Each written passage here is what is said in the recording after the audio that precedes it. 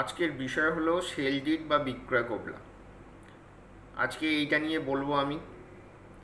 এই sale deed বা বিক্রয় কবলাটা কি এবং এটা কতগুলো স্টেপের পরে আমরা এই জিনিসটা কমপ্লিট করতে পারবো, সেই বিষয়গুলোই নিয়ে আজকে আপনাদের বলতে এসেছি। আমি অ্যাডভোকেট শ্যামল মণ্ডল। চলুন তাহলে শুরু করা যাক। আমাদের প্রত্যেকেরই কখনো না কখনো আকাঙ্ক্ষা থাকে যে একটা একটা বাড়ি বা একটা জমি বা একটা ফ্ল্যাট কেনার। তো এগুলো কিনতে গেলে বিভিন্ন সময় আমাদের বিভিন্ন সমস্যার মধ্যে পড়তে হয়। সেই বিষয়গুলো নিয়ে আজকে জানাবো আপনাদের। ধরুন আমি একটা জমি বা বাড়ি বা ফ্ল্যাট কিনবো, তাহলে আমাকে প্রথমে কি করতে হবে? আমাকে যেটা করতে হবে, যিনি ক্রেতা আছেন, যার কাছ থেকে জমিটি বাড়িটি বা ফ্ল্যাটটি কিনছেন, সেই বিক্রেতার কাছ থেকে সেল ডিড বা মাদার ডিডটা নিতে হবে এবং সেই প্রপার্টির ট্যাক্স, খাজনা বা সেই সংক্রান্ত যা রিলেটেড পেপার আছে সেগুলো নিয়ে নিতে হবে এবং ওই প্রপার্টিটার উপরে এরপরে একটা সার্চিং করতে হবে। এটা দুইভাবে হয়, একটা হচ্ছে রেজিস্ট্রি অফিস সার্চিং, একটা হচ্ছে কোর্ট সার্চিং। এই রেজিস্ট্রি অফিস সার্চিংটা কি? ধরুন যত বছরের দলিল, যত সালে রেজিস্ট্রি হয়েছিল, সেই তত বছর থেকে নিয়ে আপ টু ডেট একটা সার্চিং করতে হয়, সেটা দেখার জন্য যে জমিটি কাউকে বিক্রি করেছে কিনা। আর কোর্ট সার্চিংটা কী আছে? কোর্ট সার্চিংটা হচ্ছে একটা কোর্টে একটা সার্চিং করা হয় যে ওই জমিটির ওপর কোনো রকম লিটিগেশন আছে কিনা বা সিভিল স্যুট আছে কিনা, সেটা আমরা দেখে নিই। তারপরে আমাদের পরবর্তী পদক্ষেপে এগিয়ে যাই। তারপরে ওই জমিটার ওপরে একটা প্ল্যান তৈরি করতে হবে।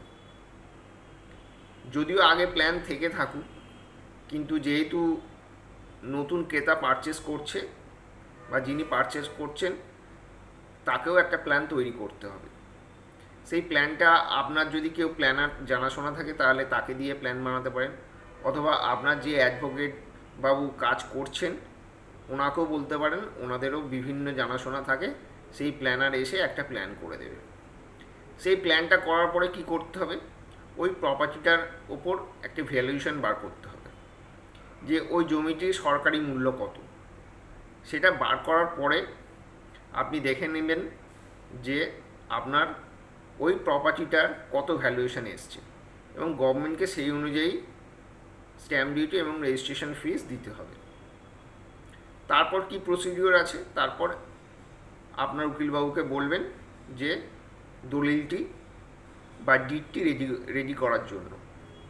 এবং এটা সব মক্কেলকেই আমরা বলে থাকি যে আপনারা উকিলবাবুদের দিয়ে যে কাজটা করাচ্ছেন সেই দলিলের একটা ড্রাফট কপি নিয়ে ভালো করে চেক করে নেবেন যে সেখানে নাম, ঠিকানা, অ্যাড্রেস, জমি, দাগ, খতিয়ান, মৌজা, এগুলো সমস্ত কিছু ঠিকঠাক আছে কি না। কারণ এগুলো যদি একবার ভুল হয়ে যায় রেজিস্ট্রি হওয়ার পরে, সেই ভুল ঠিক করতে প্রচণ্ড সমস্যার মধ্যে পড়তে হতে পারে, অথবা ঠিক নাও হতে পারে। সেই কারণে আগে থেকে দেখে নেবেন। তারপর একটা ডেট ফিক্সড করে রেজিস্ট্রি অফিসে সেই দিন রেজিস্ট্রি করতে পারবেন। কিন্তু তার আগেও বেশ কিছু প্রসিডিওর থাকে রেজিস্ট্রি অফিসে, যেরকম ভলিউম তুলতে হয়, তারপরে ডিটটাকে রেকটিফাই করাতে হয়, চেক করাতে হয় ঠিকঠাক আছে কি নেই, তারপরে আপনাদের ছবি ওঠে বা ডিজিটাল সিগনেচার হয়। এইভাবে টোটাল রেজিস্ট্রেশন প্রসেসটা কমপ্লিট হওয়ার পরে আপনারা 5 থেকে 7 দিনের মধ্যে আপনার উকিলবাবুদের কাছ থেকে দলিলটি পেয়ে যাবেন। এই ছিল সেল ডিড।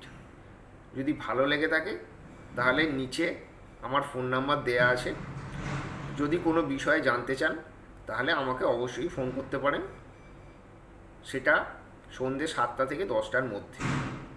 নমস্কার।